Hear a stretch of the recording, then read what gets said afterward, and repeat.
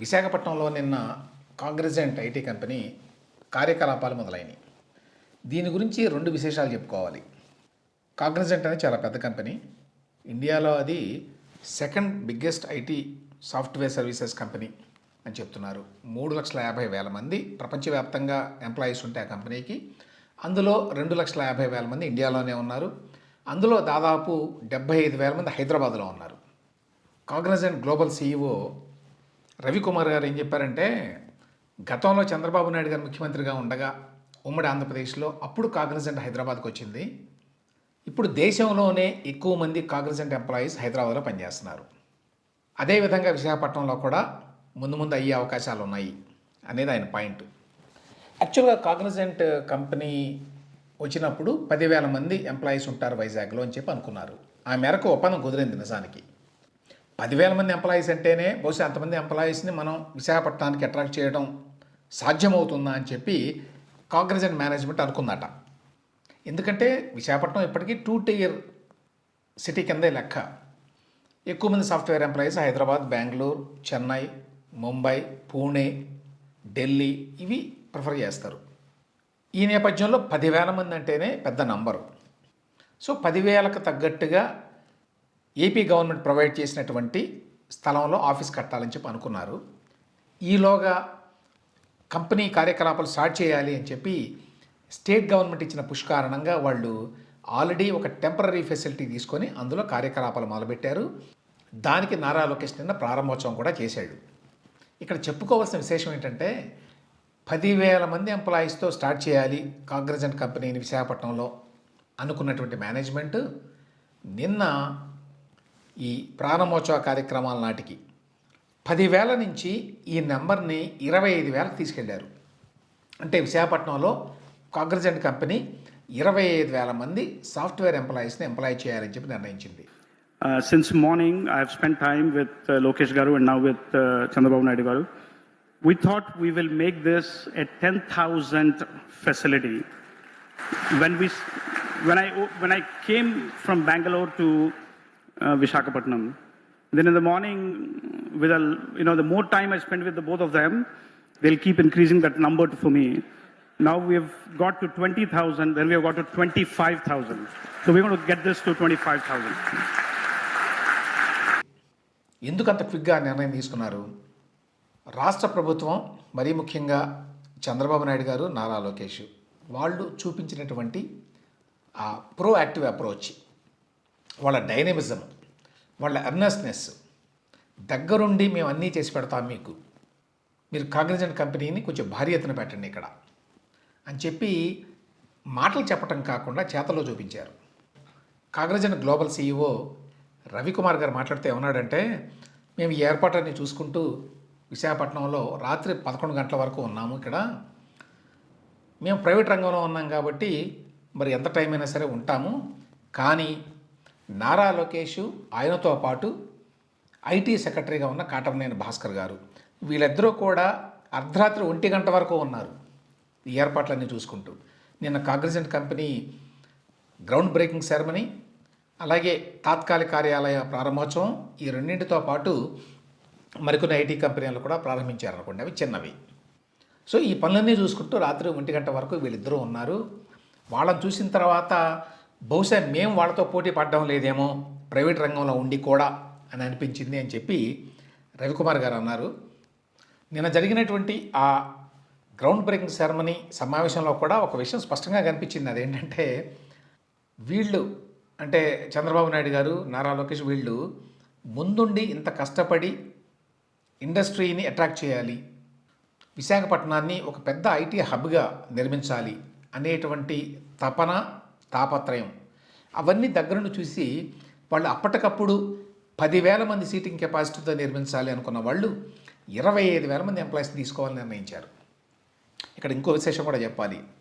వీళ్ళు విశాఖపట్నంలో ఇట్లా పెడదాము అనుకున్నప్పుడు కాగ్నిజెంట్ కంపెనీ క్యాంపస్ని, వాళ్ళకి ఆల్రెడీ 2.5 లక్షల మంది ఎంప్లాయీస్ ఉన్నారు అనుకున్నాం కదా దేశవ్యాప్తంగా. వీళ్ళకి ఆఫర్ ఇచ్చారట, మీరు ఎవరన్నా విశాఖపట్నం వెళ్తామంటే చెప్పండి పంపిస్తామని. వెంటనే 4,500 అప్లికేషన్లు వచ్చినాయట, రిక్వెస్ట్. దాన్ని బట్టి అర్థం చేసుకోవచ్చు ఎంత పొటెన్షియల్ ఉందో.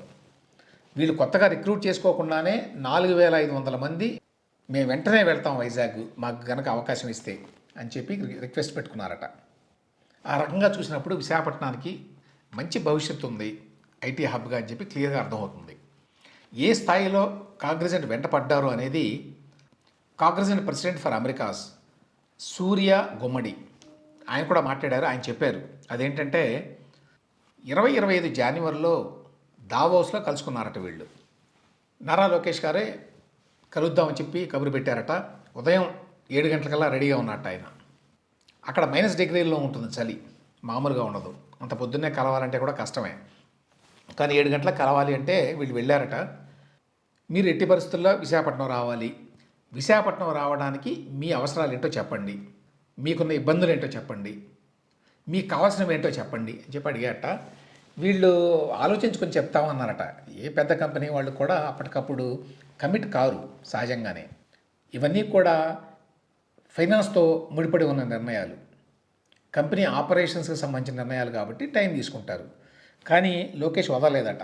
లేదు మీరు కూర్చొని మీకు ఏం కావాలో అడగండి, నేను రెడీగా ఉన్నా అన్నీ క్లారిఫై చేయడానికి అంటే సరే ఇక తప్పదు అనుకొని వాళ్ళు కూర్చొని విశాఖపట్నంలో ఉండే ఇబ్బందులు సహజంగానే ఈకో సిస్టమ్ ఉందా, ఎంప్లాయీస్ దొరుకుతారా, ట్రైన్డ్ స్టాఫ్ దొరుకుతారా, కాస్ట్ బెనిఫిట్ అనాలిసిస్ ఏమిటి, ఇవన్నీ మాట్లాడారు. వీటన్నిటికీ ఓపికగా సమాధానం చెప్పాట లోకేష్ దాదాపు గంటన్నర సేపు.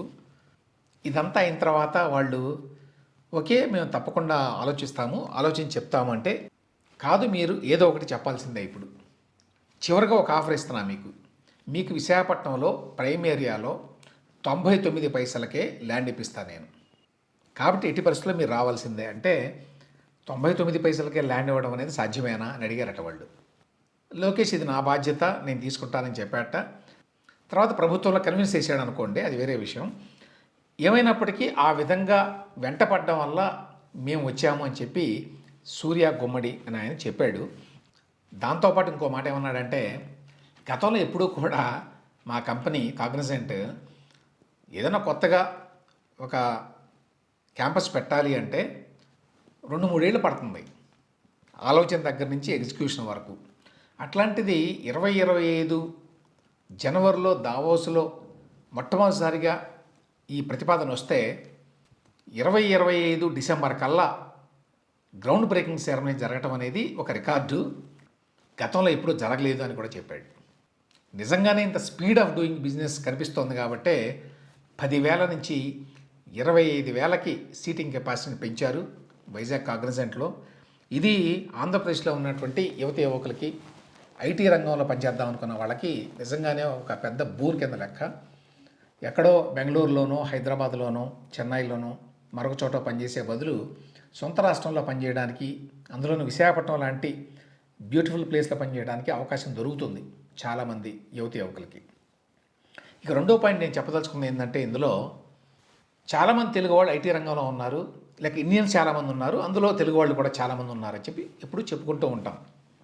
ఆ విషయం మరొకసారి స్పష్టమైంది ఈ తాజా డెవలప్మెంట్స్లో. ఎట్లానంటే కాగ్నిజెంట్ కంపెనీ గ్లోబల్ CEO కూడా తెలుగువాడే.